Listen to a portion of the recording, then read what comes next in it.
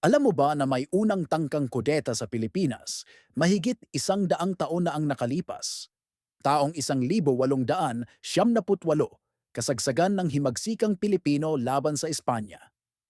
Pagkatapos ideklara ni Emilio Aguinaldo ang kalayaan ng Pilipinas, hindi pa tapos ang laban sa loob mismo ng rebolusyon.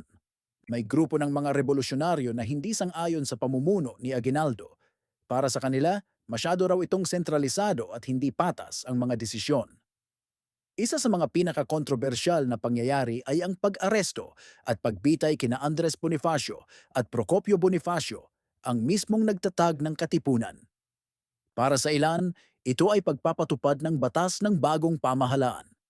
Pero para sa iba, ito ang unang coup attempt, isang tahimik ngunit marahas na pagtatanggal sa isang karibal sa kapangyarihan.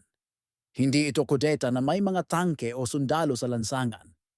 Ito ay kudeta sa anyo ng politikal na pag-aalis, lihim na paglilitis, at hatol na kamatayan.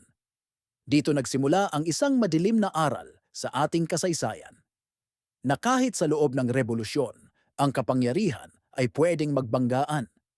Hanggang ngayon, tinatanong pa rin ng marami, kinailangan ba ito o ito ang unang sugat ng politikang Pilipino? Kung gusto mo ng mas maraming kwentong hindi tinuturo sa libro, follow at subscribe sa Ang Anino Stories.